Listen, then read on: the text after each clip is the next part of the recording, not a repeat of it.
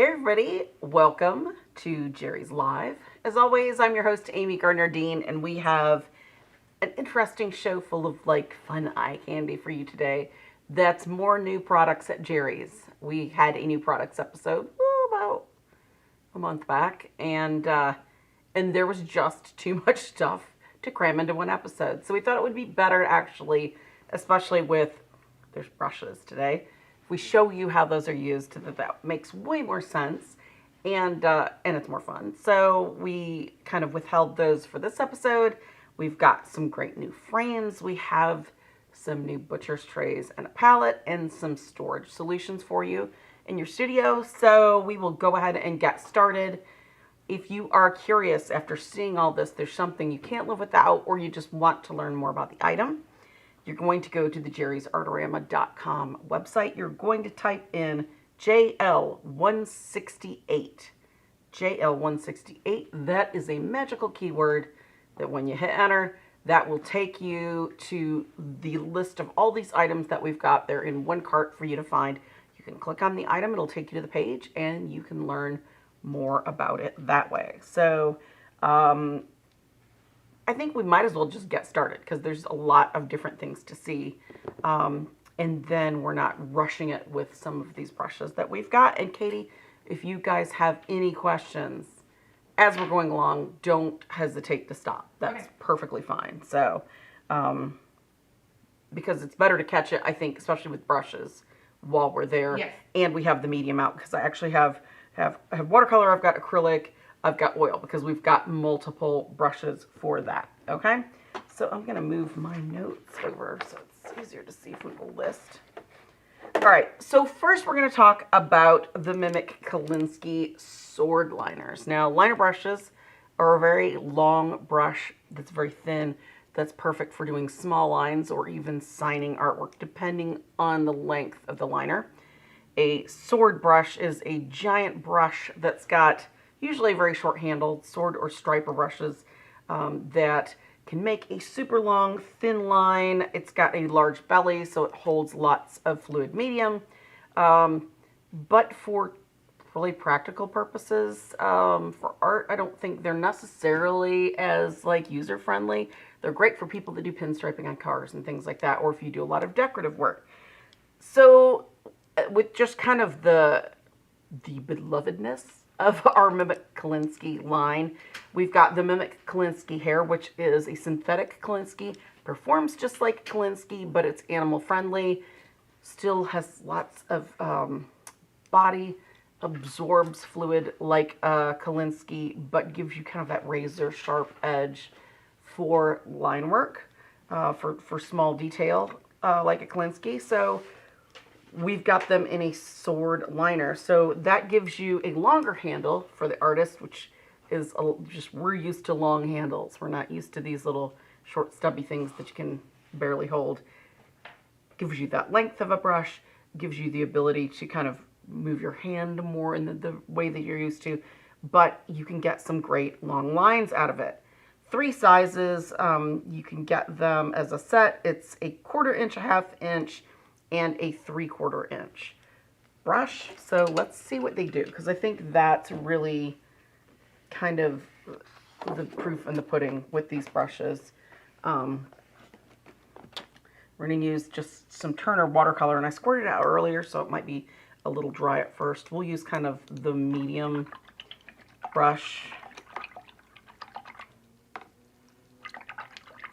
And we have 2 of these sword liners to look at. We're also going to look at the Black Knight sword liner as well. Always very carefully clean that the sizing out of your brush. They come with this nice point that's very hard. You want to clean that out very gently so it doesn't crack or damage your brush.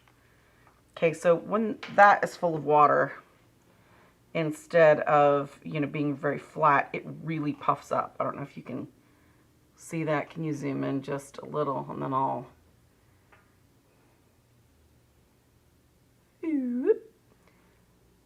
That's a huge difference in just with that water kind of filling it up. So it's already got kind of that body of the hair. I'm going to put this, oh, you pulled it over, perfect. All right, I was going to pull it over. So yeah, so the watercolor from the tube, I put it out earlier, it's dry, but we're able to kind of reconstitute it here. Pulls up a lot of color, you can see it in the brush with that blue. Just like Kolinsky, it's got shape retention to the bristles. I mean, look, that's a 1/2 inch brush. You can turn it on its side and get some super fine little lines. Depending on the angle that you hold the brush, you can get super fine, you can get thicker, you can turn it, you can actually get a really nice pull like that. Now, I'm using rough watercolor paper, so you can see that you can get some super fine lines even on a super rough surface.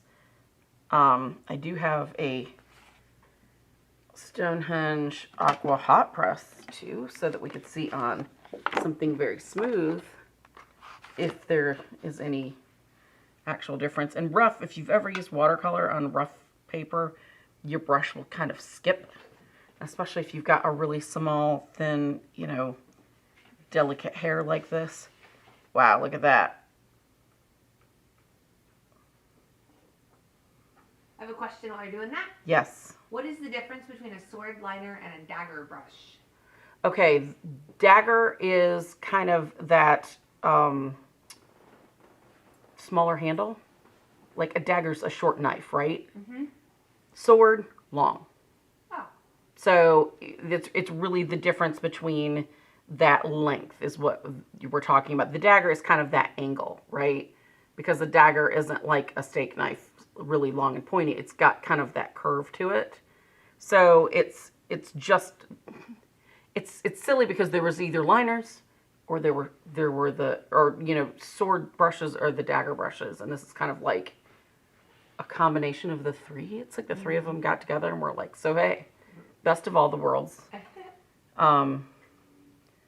But it just gives you the ability to, I mean, you can do leaves with it. You can do this, we're going to look at the Black Knight in a minute. This with the Kolinsky style synthetic, you can really, I think, get these kind of finer lines with really fluid media like inks, like watercolors, anything that's going to be more fluid.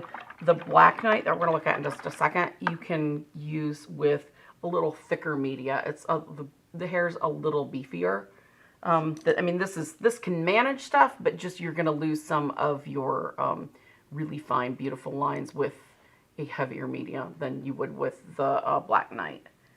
So these are their excuse me, I'm getting the ickiest throat today. Handmade in Germany. The wood is a wood that's from the ethical harvested forests. 3 coats of lacquer on it, really nice balanced hardwood handles. They're the nickel-plated ferrules, so if you would use them with oil or something like that with solvents, these are going to stand up.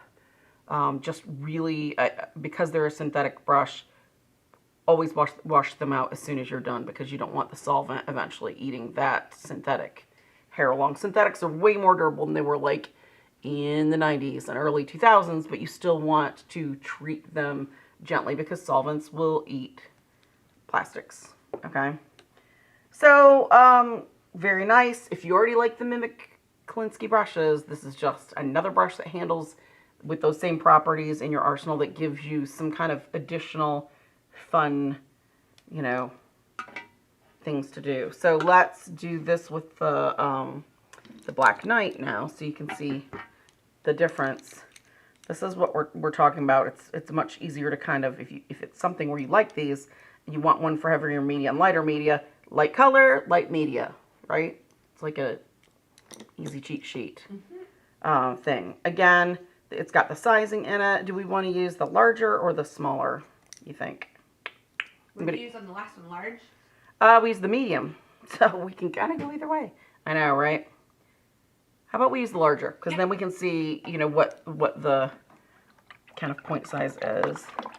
And I'm going to really work this watercolor into a thicker kind of a paste. Since I don't have time to clean brushes, I really don't want to use an acrylic with this, but we can make it thicker. And you can see that that really is, number one, it's breaking the watercolor down and keeping it in a nice thick. And so you can see how kind of floppy the brush is? Can you see how floppy the tip is in that? It's really kind of weighting it down with that heavier stuff, but look at that nice line. Control you can get. And keep in mind, this is that rough watercolor paper, so you can see kind of with that heavier, you can see a little bit of that skipping that you couldn't see with the other one, but I've got this very, I mean, this is super, super duper thick. So, you can get a little bit smaller line, you can get some kind of harder. What would you typically use these brushes for, like, as far as? If you're going to do, like, say, trees or grass or, you know, something where you need a kind of more consistent line, it's really hard to get it with a regular round. And the regular round, even a thick round, doesn't have the belly that these have. That's the beauty of why these are such an important brush, is you can load up these sword liners with a lot of fluid, so you can get that long pull. A round wouldn't make it like a third of the way on, especially like a rough surface. See, this is the heavier. You can see with the color, you know that's that heavier, kind of thicker, and that's on the hot press. You can get really super smooth. I'm using it kind of at an angle, so it's not. I mean, that is pretty good control for,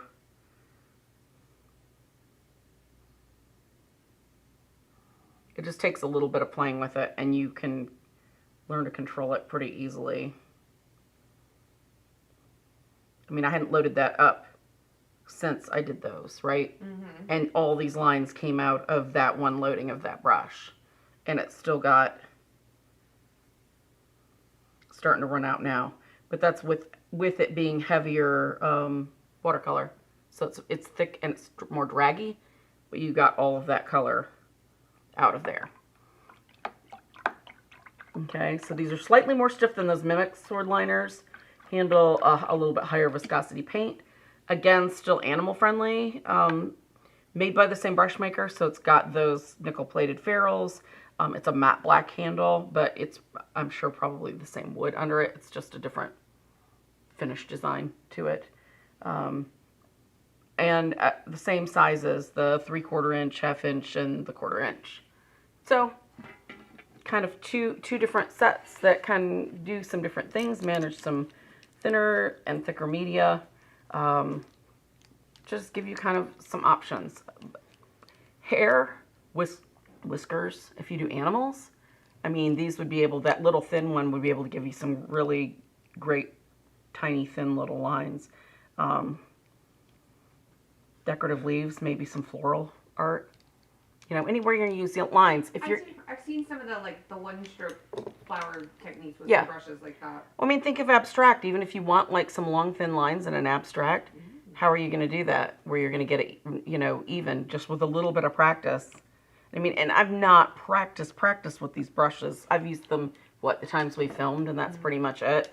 And you can get just some really nice, relatively, I mean, straight lines straight out of the gate without practice. So, all right. So those are the Mimic sword liner, Kolinsky sword liners, the Creative Mark Black Knight sword liners. All right. Set these out of the way.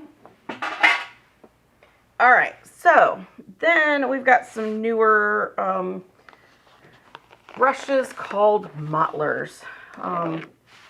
And Motlers are kind of, again, another kind of weird term. That's basically like a paddle style brush. See, I know there's an edge somewhere here I can pull. Wow, this paper is it 300 pounds? I do need a palette knife because my nails are shot, and I guess we can use this one side for that, but I'll need it in a few minutes. Mottlers are your paddle style brushes. First, we'll talk about the Mimic Kolinsky. These are that same hair. This one, notice it's darker. It's because I've pre-wetted it, because that's the one I'm going to use. I wanted to get the sizing out, because there's sizing in this. Gives you the option of a paddle brush all the way down from a 25 to a 100. So 1 inch to 4 inches. Think about when they talk about like a wash brush or a one stroke. A one stroke is going to be thinner. It's got less hair depth-wise this way. It's good for absorbing just enough to do one nice kind of, thank you, a plethora of, I've got a selection. I didn't know how big this was. No, I agree. It's like on a corner, so. Where a wash brush typically is really large and gets a big full belly, but you're using it to kind of randomly put more material down, right? Mottlers are different in that they've got that paddle size, so you can use it more in a sweeping motion, but they're going to hold a lot of liquid, but still have more of kind of that edge like a one stroke is going to be, so you have some measure of control out of it. These are, again, the same Mimic Kolinsky hair. We love a Mimic Kolinsky. We do. Razor sharp edge with these. They're split proof, so as you're pulling along, you're not getting big kind of feathery marks from it. And I put my watercolor down here, which was not, that was not helpful.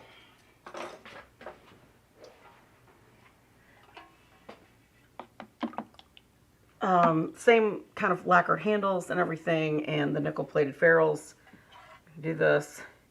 You can see when I'm putting my water in here how much water that's creating. That's creating a good bit of water from 2 little dousings, and I'm having to thin that back out because that was a lot of thick. It was actually super thick with that Black Knight handling it. All right. So this, on the rough paper,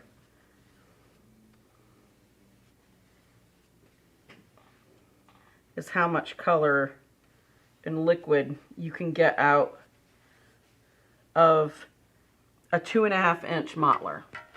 Okay, so I'm going from the top to there. This is a 14 by 20 sheet of paper. And that one loading came up with that. Now, the nice thing about these edges, because it's a Mimic Kolinsky, look how I can still do some pretty decent lines out of this big of wide of a brush. And it's got some decent control to it. Now this is wet here, so I'm going to go through it so you can kind of see how that blooms. But then still have enough to pull down right across those. So great for washes, great for larger scale works, because you can use kind of any of the sizes. You know, it goes up to 4 inches. So 4 inches is a lot of brush for watercolor. Do we want to see what it looks like on the hot press too? Might as well. Just gonna set it there. It's gonna get wet eventually anyway, right? Mm-hmm.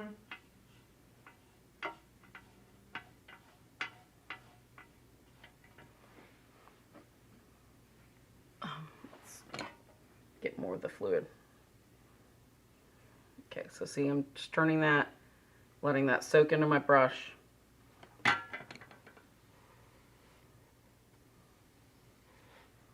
If I wanted to make this wash even, I could tilt it on an angled table or drawing board and kind of help that gradation.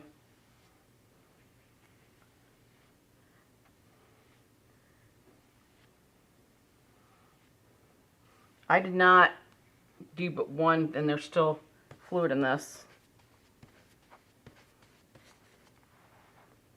That was one loading That is a 9 by 12 inch sheet of hot press paper. Now, granted, hot press tends to sit, the color tends to sit a little bit more on the surface, but still, that's a lot of surface area being covered by a 2.5 inch brush, and with still liquid to spare. So they're a great alternative to just a kind of big, puffy, hard to control and direct, you know, wash brush, or a one stroke that's only getting you so much before it's stopping and then you're having to refill it. All right. So let's take the, one moment please. Although, you know what, I guess we could use the acrylic, the other stuff on acrylic, or on canvas. Well, we'll use it on this too. Any questions about those while we're doing the transition?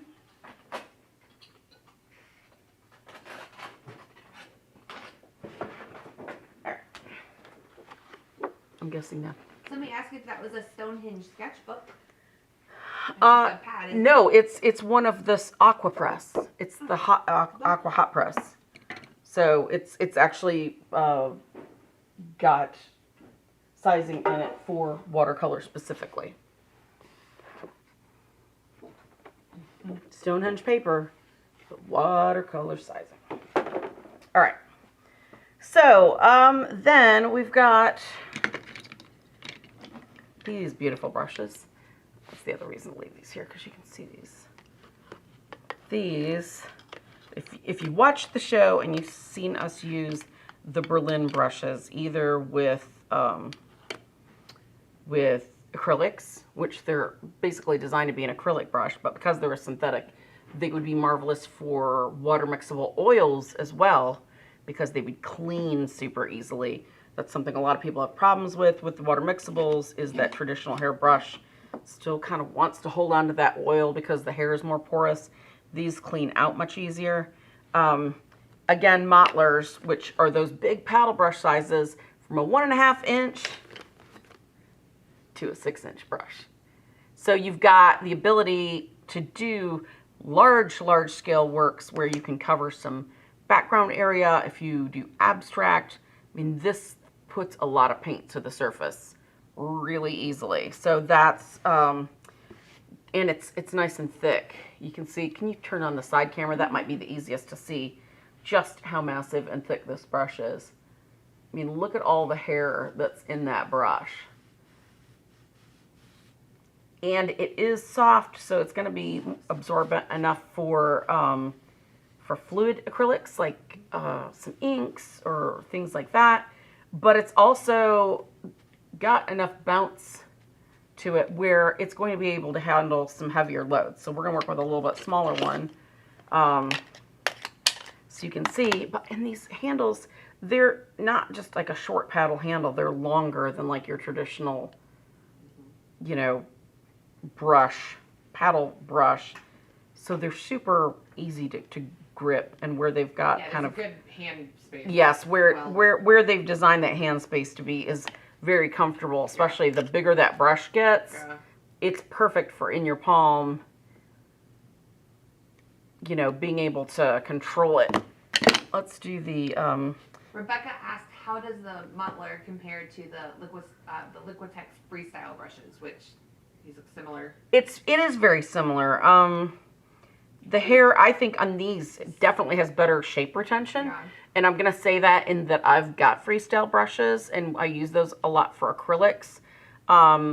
The little ones that they have that are the Liquitex freestyle that have the short little black handles, they're, to me, a little too stiff. I don't like how stiff they are. They don't bounce back, and they do get, and those, this is much more ergonomic than those little, I love those little things, but you're holding them like this to try to be able to you know, control the brush, and after a while you start getting hand cramps, where this, you do not get that with. That's a really good question. Mm-hmm. I love those brushes. I find myself petting those brushes. Yes. Without meaning to when they're sitting on my desk. Well, they're just, and I love you can't beat a blue handle. Yeah. Could we have made a more gorgeous color handle for a brush? I mean, it was like, oh, I don't want those brushes to be bad because that's beautiful. And then they were wonderful. And they pull up a lot of water. So, okay. So this is Soho Urban Artist Acrylic. Put more out so you can see it being used with a heavier. Okay. Anybody who's seen the acrylic on the show, it's a decent acrylic, right? You can see it there.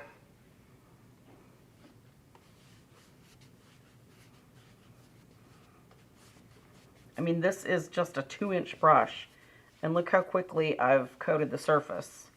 This would be a great brush for doing acrylic gessoing, because gesso brushes are always hog bristle for some reason, and then they're pushing around a acrylic medium which gets all stuck in the brushes and ruins the brushes. This is great because you can make this as smooth as you want, you know, by going back and forth over it if you're doing gesso, or you can make thick strokes if that's more what you're looking for with these. And this is on rough watercolor paper. So rough watercolor paper skips, again, especially with larger sticky paint like this, you know, acrylic's going to be. You can get, look at that. Yeah, this is where we're starting to, with that rough press.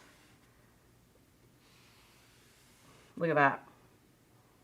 So you can do some edging on a large scale work. You can go to the edge of your drawing, go around, and then, you know, come back and pull right back up into that edge and save time from having to get out your little 2-hair brush or, you know, a regular paintbrush that's going to take a lot longer. Look how quickly that just filled in. So they are a great kind of multi-purpose workhorse brush. Again, with this synthetic bristle like this, ideal for the acrylics, for the water mixable oils.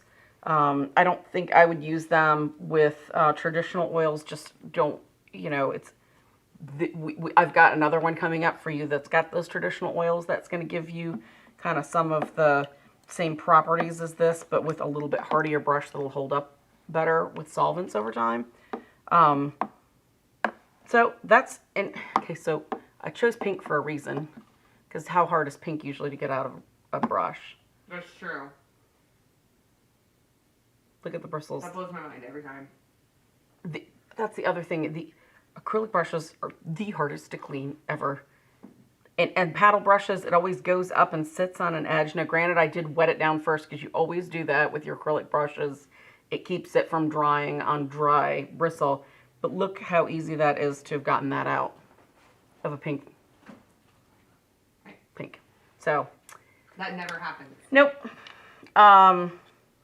3 coats of lacquer, that nickel-plated ferrule.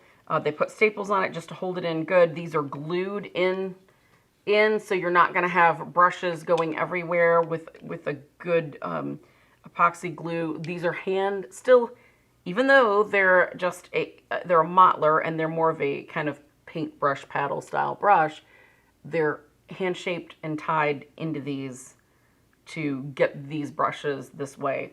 The same people that make Mehmet Kalinsky make these for us as well. So they're an incredibly good quality brush. That's an exceptional tool. And they make all of these, I think they make sets, but you can also get them in open stock. So if you're really into just the gigantic ones, you don't have to deal with the little teeny tiny ones or vice versa.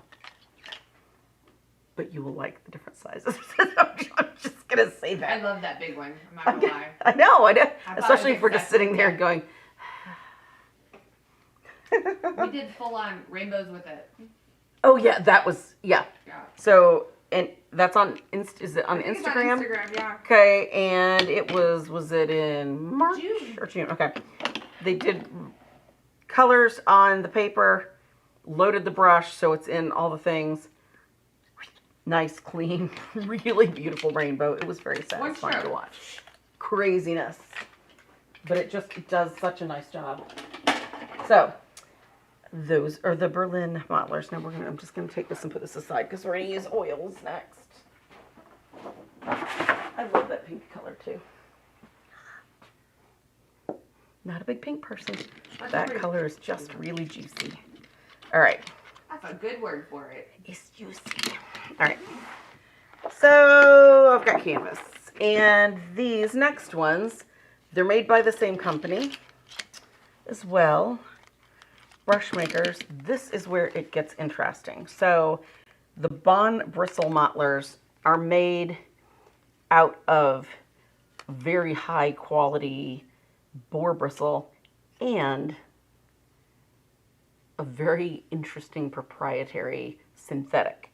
So what that does is how boar bristle can tend to fray and wear over time.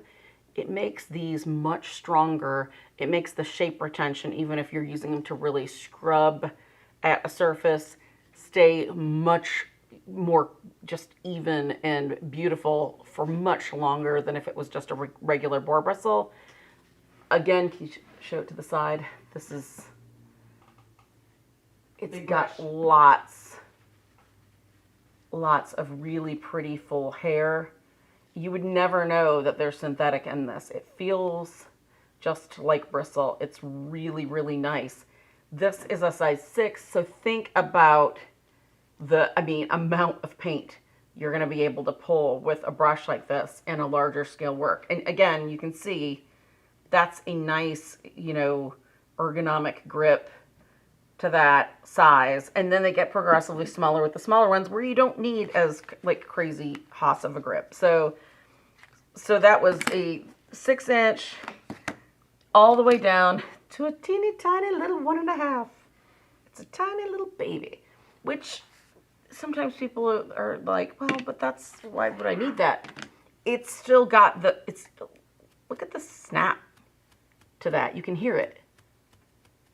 That's got some control to it. But it's got a lot more, because it's that kind of mottler style brush, it's got a lot more hair. It's going to absorb a lot more kind of a fluid material. So what do we think for, where did I put my solvent? Because I'm going to need that to stick it in. What do we think for a size? I don't want to I only have a certain size thing to clean them in, so I guess I don't want to get you. Let's do the baby. Do the baby one? Or maybe do the 2-inch. Yeah, I think that might be a good. Yeah. All right. So we're using some cobalt blue hue. And that's the Lucas 1862. Mm-hmm.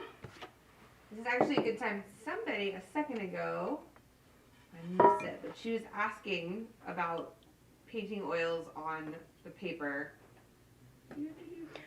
This is actually canvas paper. Is it canvas pad? But they make oil paper, or you can always gesso your paper. Okay, you want to do probably 3 or 4 coats on that, and do them very, not like thinned down. You want to do a really good quality job. Look at that.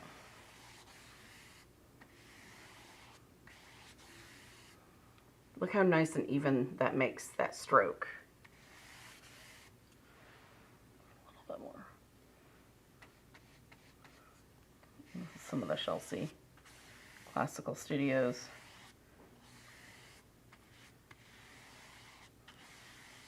If you were trying to get a nice even kind of wash for a sea on there, or a sky. Look how nice that is. It really gives, and then you can go back over and kind of dust it with a fan brush and kind of smooth it. Look how nice that is.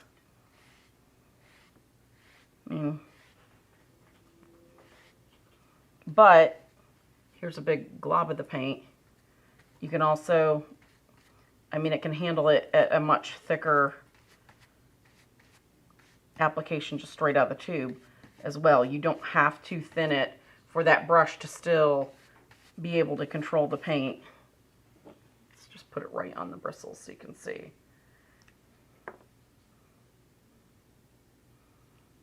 Show the side view camera from that so they can see that this isn't dipping down at all with the weight of the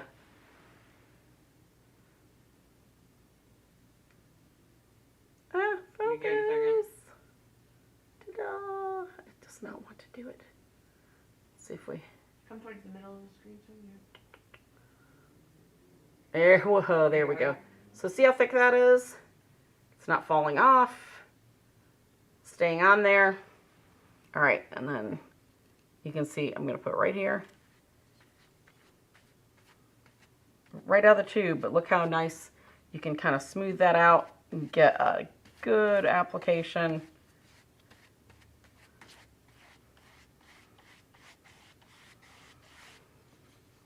So you can hold it like this. You can hold it, you know, regular like this.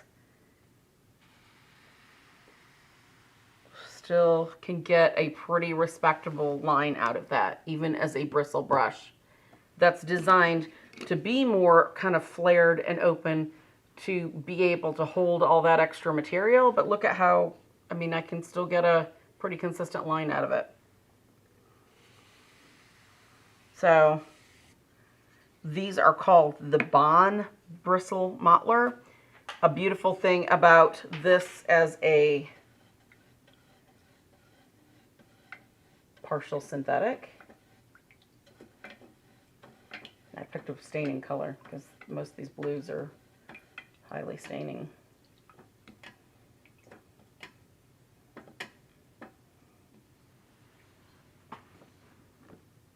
Takes a good bit of it out as a staining color. You know how you always get those little kind of chippy chops of blue, of a staining color that kind of stay in your brush. If I did this, I mean, I can do that in Solvent More. I could then wash it with a brush soap like the Chelsea Classical Studios brush soap, and it would probably get most out of there. It would probably just have a small, very faint ghosting of blue. But that synthetic definitely makes it so it retains its shape really nicely. It cleans super nicely. It lays down the stroke super nicely, and it gives it some strength for heavier medium right out of the tube. Okay, so, and everything from that little cute one for edging and detail to crazy gigantic, you know, where you can actually, obviously you're going to have to come up with something for a bigger solvent cup for cleaning it, but, you know, even use just like the metal paint roller trays, you know what I'm talking about? Where you use your roller, that would be wide enough to put that in and put some solvent in. Sorry, we may have a snoring pregnant dog off camera. Just, it's not Katie snoring this time. No. Okay, so very incredible brushes. I am really happy with the way they turned out. It was not something that I had always kind of discounted Motlers. And I'm like really jazzed about them. Yeah. I was just like, why do you need that? Blah, blah, blah, tradition.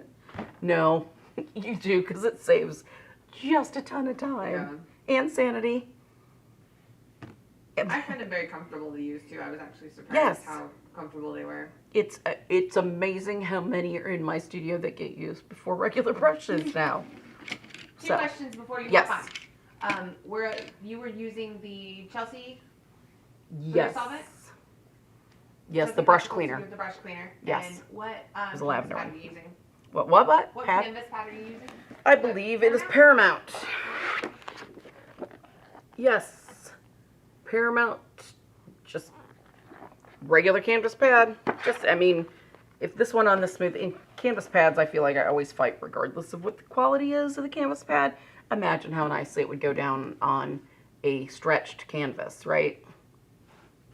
So, those are our Motlers. Let me put all this stuff out of the way. Alright, so, never fear, there's still excitement. We're saving really cool palettes for last. you're going to want to stay for that. If you need to go get a drink or something and you're not into frames, now would be the time to do that. But these are really cool frames too. All right, so. Oh, we need the watercolor paper because, but oh, wait, don't come back. Don't get the drink. So you know how we always have those little spray bottles that everybody has if you're doing watercolor to try to make an even wash, because if the paper's not wetted down first, or even if you want to go stretch watercolor paper, this helps. This is the Aqua Mist. It is a brand new water bottle, and it seems so like, what does it matter? Because everybody's got the Soho pump bottles and they love them, and I do too. But this thing is awesome. It's and very ergonomic. So I don't want to spray the camera. Should I just do it out this way? Can we turn to the side one? Yes. All right, so bottle is here. You have to hold it a little further. Huh? Okay. Hold it a little further. You're off camera. Go back. Oh. Yeah. Like Okay, here we go. Oh, no. Too low. Drat. Okay. We'll do this. All right, here we go. 2 to 3 seconds of continuous, like, big mist spray. I mean, it's not like, those little spritzy spritz splatters. You can turn it on for the thing up above, and then I'm going to take the color and put it out there with just one brush so you can see. Like, it's to the point of where you need to practice with it a little because you get so carried away because there's no way that much water is coming out of it, and then it does. Right, Katie? I use it to water my plants now, too. Oh, this would be wonderful for my new orchid.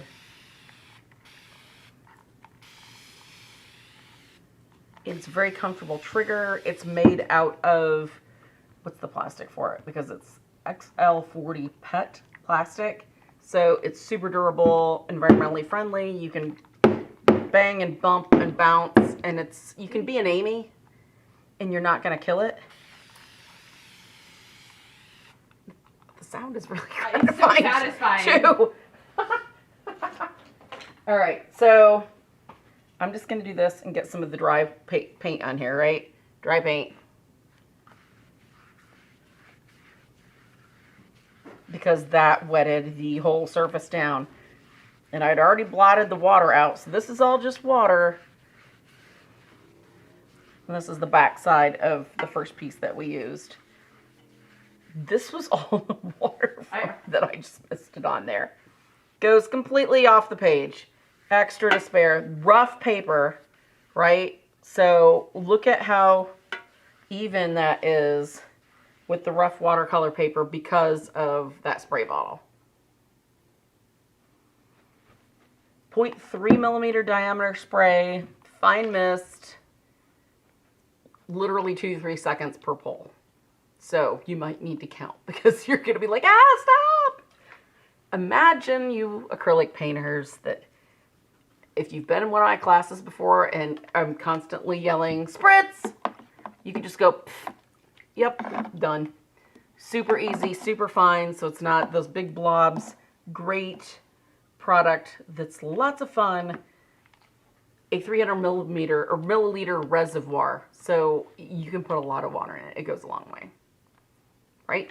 So, and remember, if you're an acrylic painter and you're wanting to mist and close the palette, I would use the distilled water. That will work just as well. And doesn't have any of those little fun friends that can sometimes be in like well water and things like that for your acrylics. So Aqua Mist, it's a great little spray bottle product available now at Jerry's. It's been available for a little while, but I don't think we've ever shown it on the show because I think we sold out of them so freaking fast because they're popular. Well, they're awesome. We have them all over the studio, and we do every time. I know, yeah. Can you use them for what? Can you use them for something other than water? Bex was saying, looks like it's a really soft mist, so she wanted to try one with sealer for pastels. I haven't used them with anything I would test it first Yeah. on just something you don't care about. Make some color swatches and do it. Might work. You can put like fluid watercolor, like where you get it and it's like an ink, but it's watercolor. You can put that through here. You cannot put like thin watercolor down and put it in there because it's pigment particles and it will clog it. But we did do some testing with it and you can put fluid, pre-made fluid watercolor in there. That's probably more like the dye based. Yeah. But you can do that all day long and it will work really well. So you could probably do, think about how we used alcohol to spritz the top of pouring paintings. Just to get pop bubbles. This would be a great way to use very little rather than like the smaller spray bottles that, or those bigger particles, to put very little on it but get the stuff to pop too. So you can use it for all sorts of things. It's nice, fine mist. So, all right. Any other questions? Were there any? That was it about that. Beck's always thinking. Okay. Ooh, this is really watery.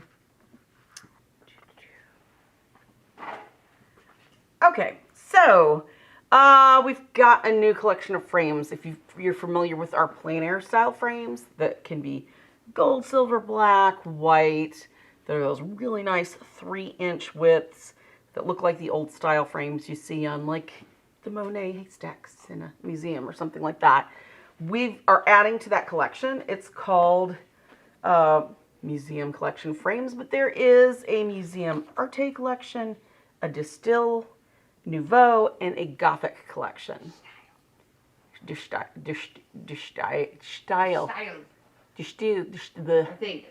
I don't know. It's according to Google. It's just one of those Dutch words that's hard to pronounce. Okay. So let's look at some of these and kind of see, and I think we'll probably need the overhead. Okay. Because, all right, so I think, let's see, it's the Arte, which is the Art Deco style, which I do believe, that's probably Nouveau. All right. They were in a box and they were marked and the box is over there. So, no, it's fine. All of these have different widths, so they're all going to be a little bit different. This is just beautiful. It is. These are what are called closed corner frames. What that means is, back in the day, you would have these beautiful frames and you could not see kind of those corners. If you're familiar with aluminum frames and how they go together, there's always that like really obvious line in the corner, right? With a lot of wood frames, where it's the kits, with a lot of even like if you go to a framing place and you buy, you know, pick your frame out and they make it, you still have that. Really nice frames that typically are more expensive are going to not have that. It's called closed corners. They actually take it, the frame is made out of wood, and they either put gesso or plaster over it and then sand it smooth so you don't have those corners that kind of, to me, detract from an artwork, right? With this, it is like that beautiful window that you can see straight through without that clutter. Now, these are hand-leafed, so you will see in spots the kind of how the leaves go down. That is just indicative of all leafed frames or any sort of leafing. You can see where the leaf is. That's actually a really good thing, because then you know for sure it's not just fake gold painted and they're saying it's leaf. It's actual real leaf. So they've got people that are artisans that are actually leafing these. And then they're going back and they're putting kind of the elements in where they're kind of aging it with that little bit of stain that goes into those kind of cracks and crevices and makes it look like a real antique museum frame that you would see somewhere. This is 3.5 inches wide. I think this is the widest of all of them. The frame depth from the front to back is 1.5 inches, so it's really nice and substantial. The rabbit, when we talk about rabbits in a frame, that's this area that your painting goes down in, okay? This is put in with just clips. Hi. This is just a Creative Mark edge canvas, so you've got more of your traditional 3/4 inch canvas put in there. The rabbit on these is 3/4 inches, so that holds that in. You don't have to put it in with clips or something like that, with offset clips, or you can use something like these to be able to pop canvases in and out where you don't have to then have hardware that's drilled into it constantly. So that 3/4 inch is in here where you can see where the back of that frame is that your artwork is going to fit into. It's got these nice reinforced corners on these. That's a really good thing too. Nice, sturdy, heavy duty wood frame. Absolutely beautiful. So it gives that kind of very much, this already makes your work look incredibly elegant, right? So that is the Museum Arte collection. The colors are gold, black gold, which is where they leaf it, and then they kind of paint a black over it, and then when they kind of antique it, you'll see the gold come back, and black silver as well. So this is the gold color. And it is a formidable frame. It reminds me of the one in my office that is 100-something years old. That was my grandfather's. That's the old plaster on wood. Talk about carrying that thing around. All right. So then we've got the style. Bree said it's pronounced like style, S-T-Y-L-E. She speaks the language. Ah, see, we've got Frida. And Frida knows all. See how these are very minimalistic. It's got just kind of this nice little kind of, oops, in the Jerry's logo. Nice little kind of round and square element. Very simple, very modern, yet kind of, it's kind of that very, almost, it's not Art Deco, but it's kind of there. It's like Art Deco, but then we laugh at you, it's not, you know? This is what the black and silver looks like. So now you understand what I'm talking about when I'm saying black and silver. It's been leafed with silver, and then they put kind of this black over it and then kind of wipe it away. So that's really sharp looking. The same thing with those beautiful closed corners, so you don't see kind of where those miters meet up. This is 3-inch width. It's 1 1/18 inch depth, so from here to here, that's going to be that. The rabbit in this is also 3/4 inches, so it's going to be able to take that deeper, that, you know, traditional depth canvas, either with clips or, you know, hardware or something like that. So very, very nice, pretty presentation. This does the gold, the black gold, and the black silver, this being black silver. All right. Then we have the Museum Nouveau collection.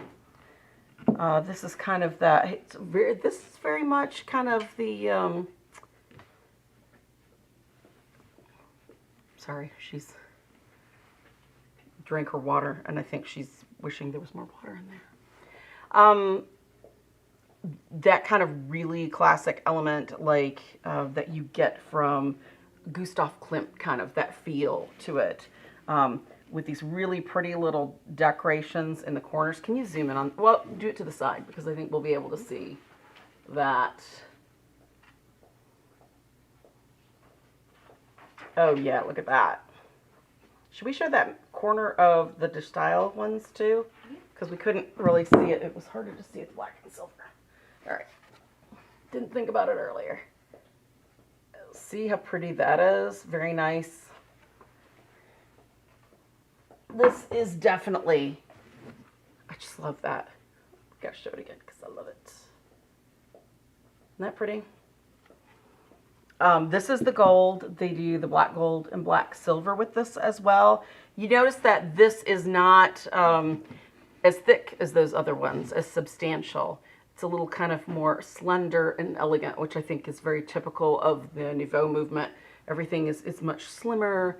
It's very, you know, classy. So this is 1 7/8 inch from for your face profile, 1 1/18 inch on the side there.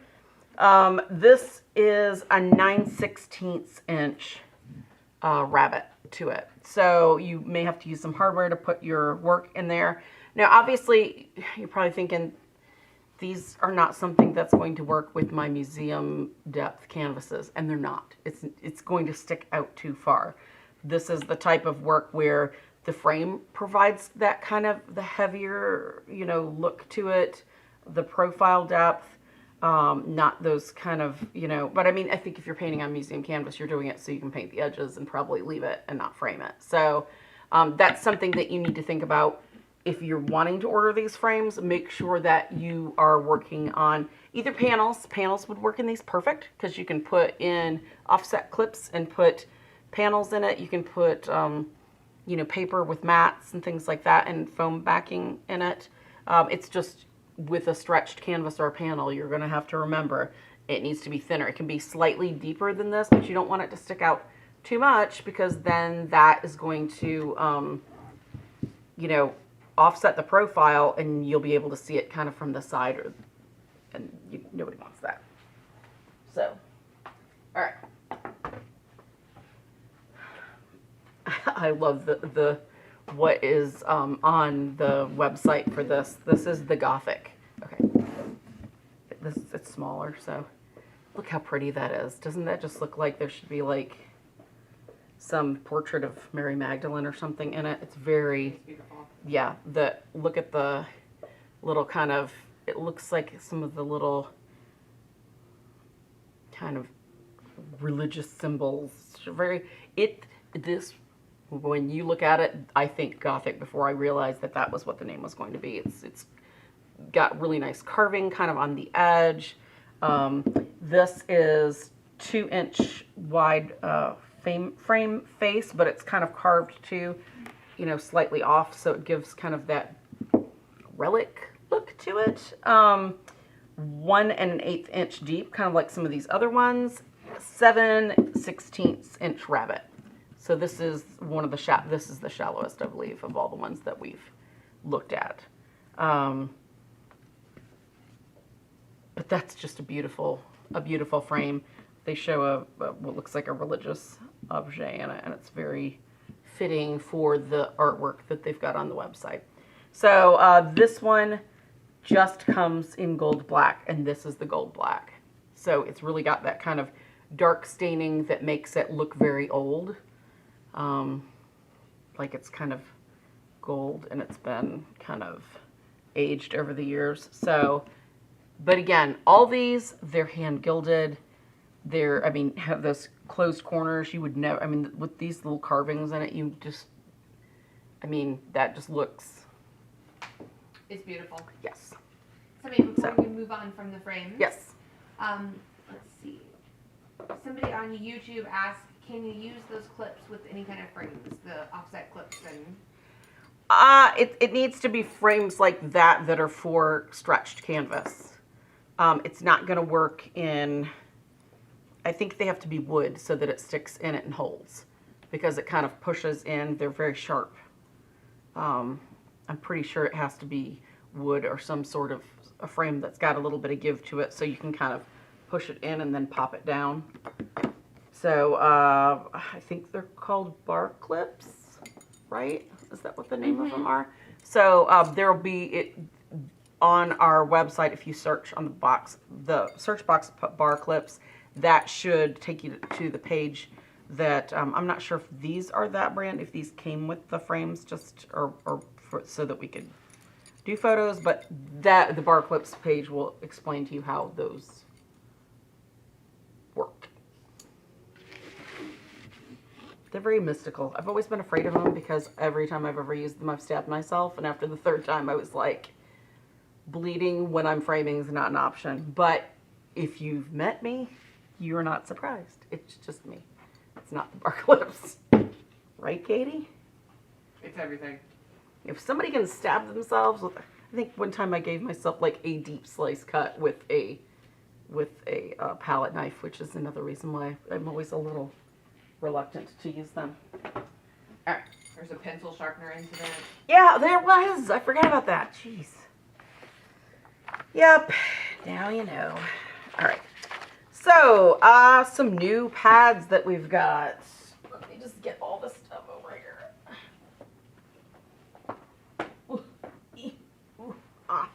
There's a lot of things. All right. So, I'm going to put this back here until we get to that. We've got a Creative Mark Universal Mixed Media Pad, and it comes in some really awesome sizes. 8x8, because everybody loves 8x8 now, very popular. 6x8, 9x12, 11x14. There is a method to the madness. These are true to size kind of artwork, so you've got it ready for framing or mounting or doing whatever you want to do with those. Even you could take these, do your artwork on it, and then mount it to a panel. It's already the size of the face of the panel, right? So it gives you some really great options. 20 pages in each book. It's a 90-pound paper, so it's got some nice tooth to it. So it will work really well. It works well for pencil. It works well for wet media, inks. For doing some light, like, collage work with them. Let me see if there's any artwork in any of these. I swiped them from, these are so new, I swiped them from photography. They may have taken the artwork out of them. Oh, they did. I can see how it works with watercolor, though. We've got watercolor. Where did I put the watercolor? I think it's under this.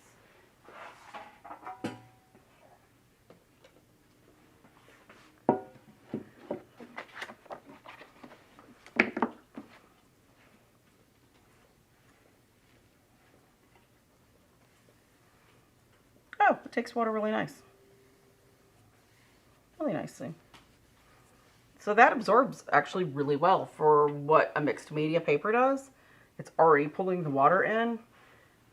It's got a nice tooth under the brush. The artwork that I did see that they did in it is online, so you can see that. But it's got some nice stuff.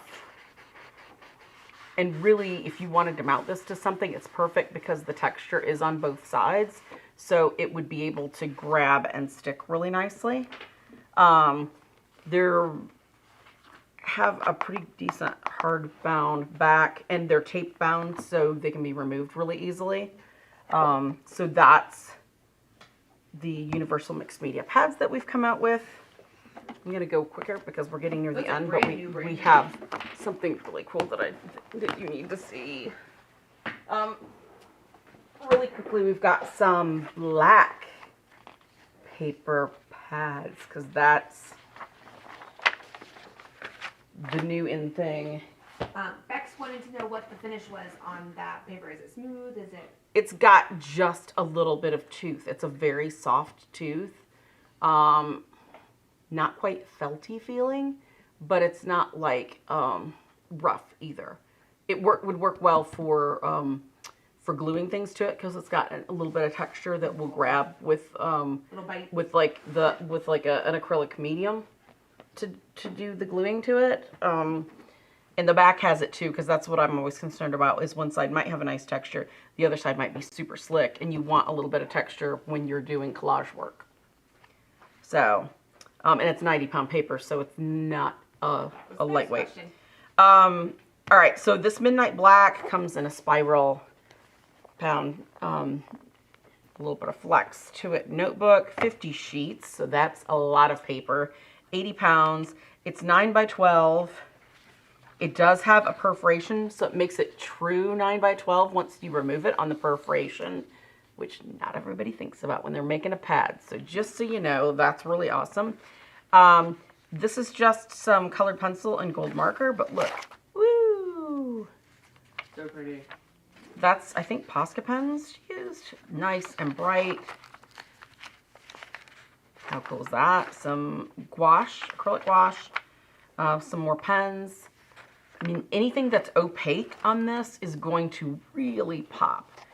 This is where, as we've talked about different mediums, when we talk about transparent and semi-transparent and things like that, with black paper, you want it to be opaque and you want it to be a brighter color. Like the blue is still pretty bright on there, but if it wasn't outlined by kind of some of the orange, it might not be as easy to see because it's a similar value to the black.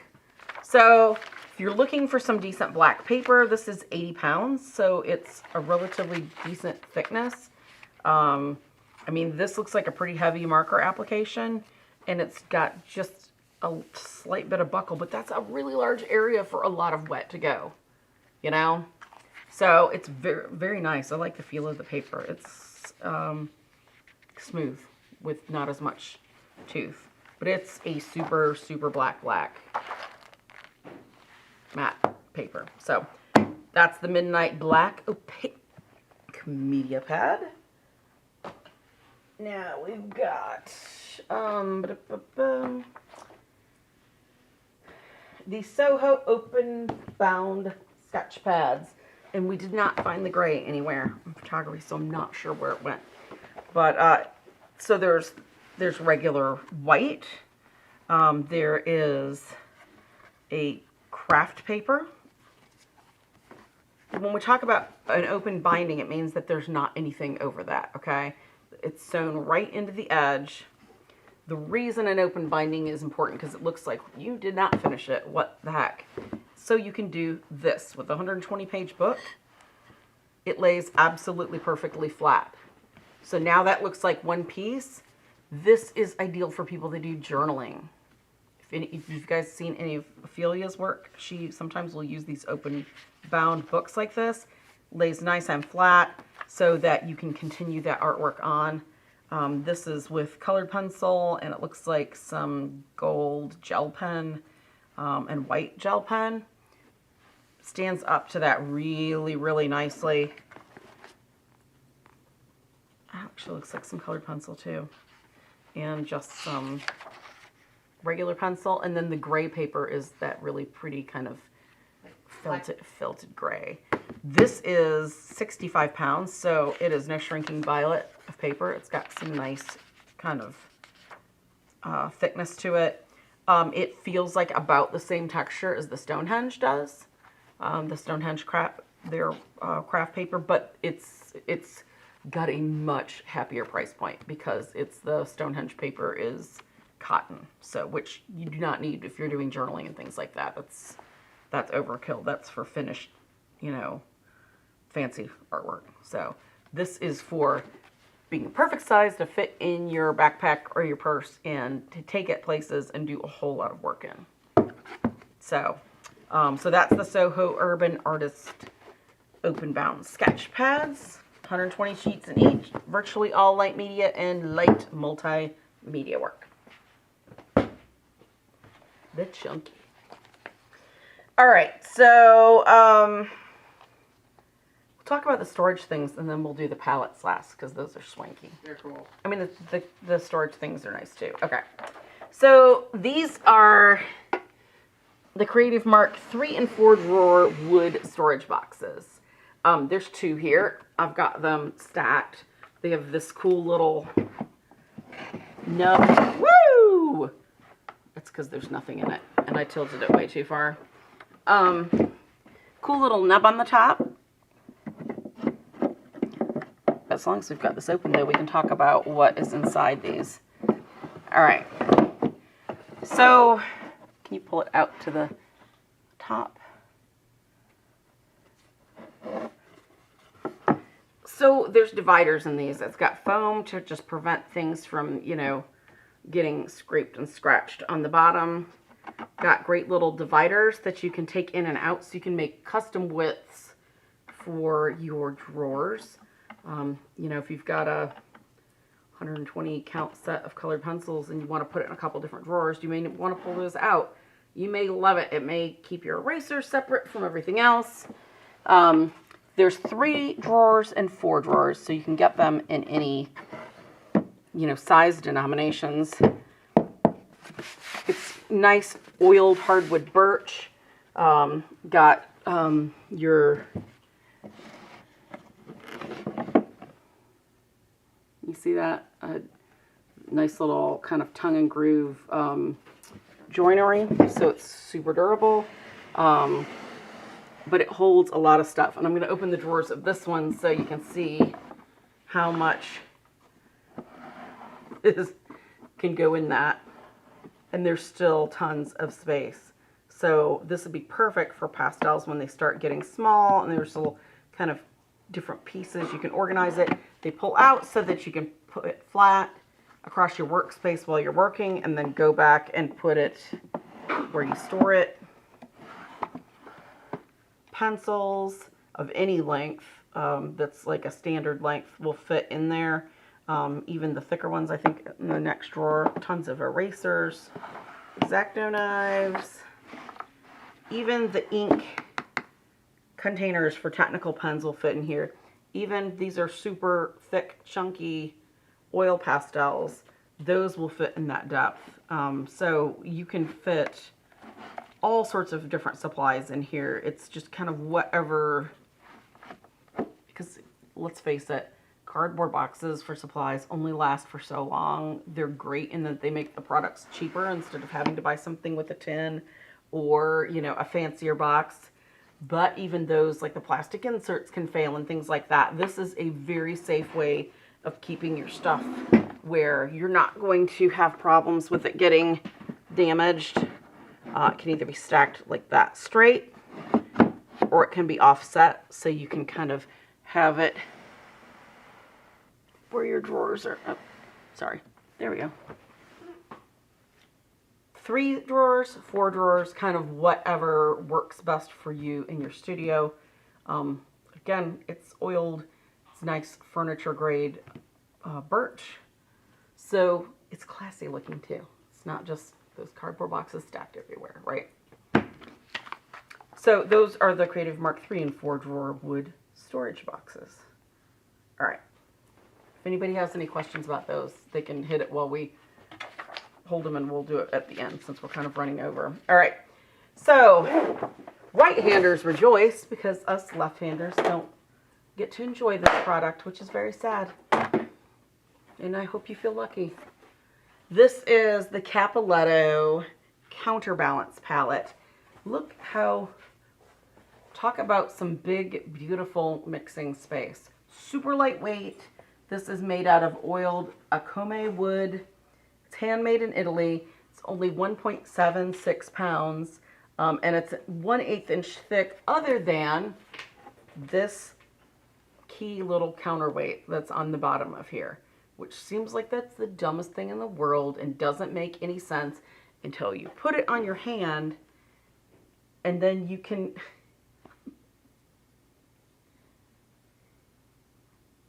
it's keeping it perfectly. I mean, that's just crazy. And that's oh, you can like, and it's still, yeah, oh yeah, goes right back. So it's going to keep your work level. Got this great little nook for your arm to put it like that. But look how much space. I mean, look at, that's crazy. Crazy amounts of space and ergonomic for us ladies. That's unusual too. And I know that sounds stupid, but if you've not had a wood palette that you've basically colored half of yourself with, you've just not painted enough. This, look at all the room to put that out there. Lots of mixing room. Sadly for now, only for right-handed people to enjoy, but we're going to have a little talk with them and see if they can't do something for us lefties, because it's a very, very nice palette. Again, Capoletto Counterbalance Palette. It's a big palette. It's freaking huge. It's awesome. You know how I like to put a little squirt of every freaking color I have? That would have all that and more. So, right-handers rejoice. You lucky people. All right. This is the last thing, and what even more so than the paddle brushes I'm excited about, because you have to do the above shot. Now, the little one we already used, okay?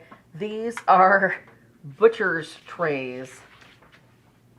They are the ceramic coated metal, enamel coated metal butcher's trays that are freaking indestructible, basically. They've got the little one we used, 7.5 by 11 inches for, you can do watercolor, you can do inks, you can do big washes.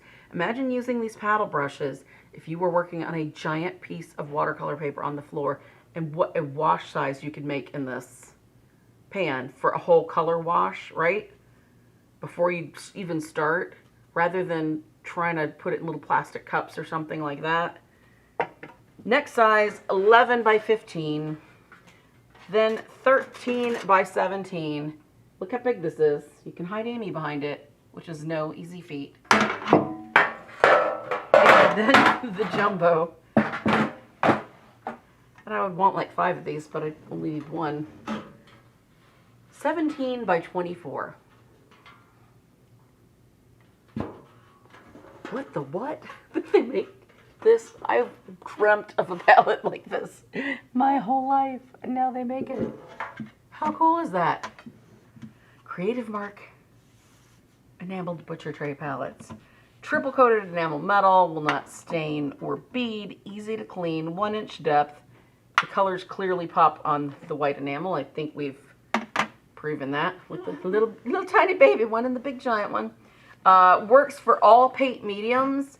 It is ideal for large-scale watercolor washes, in my opinion, but I can only imagine the things you can do with it with even oils and stuff like that. I mean, that's just... And for oils, plastic wrap.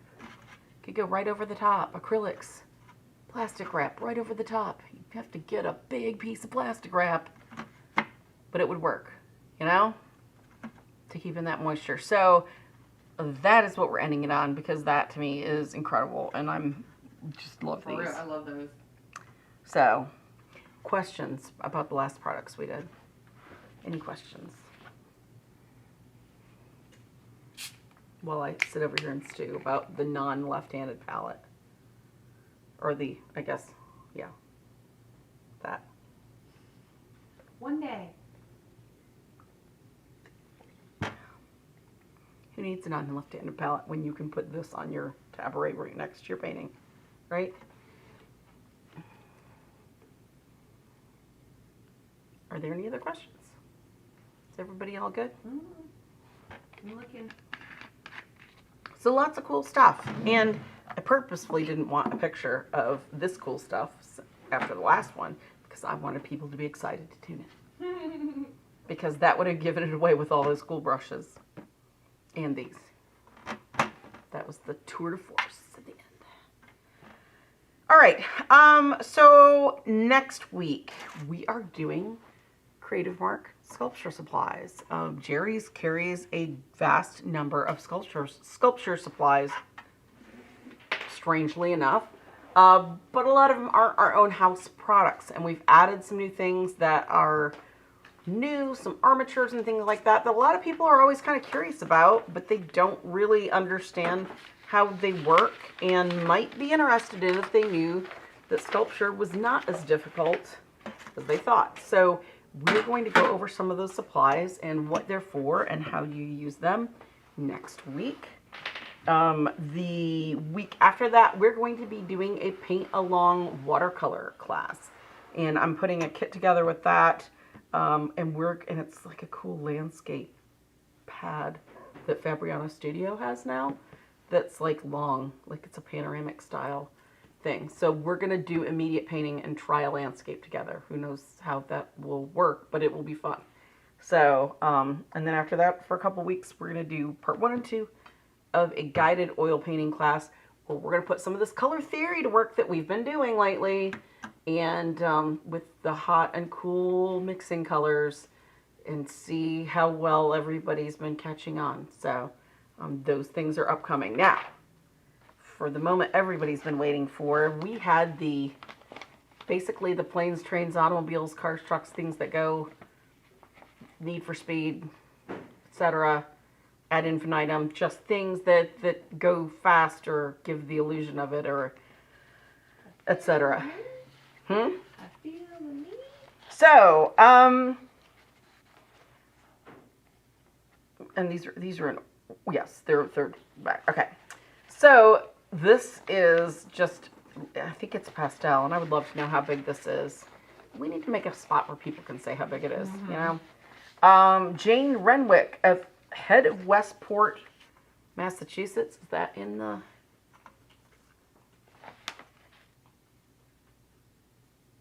Sorry, second. It's okay. Zoom in and I'll move it to...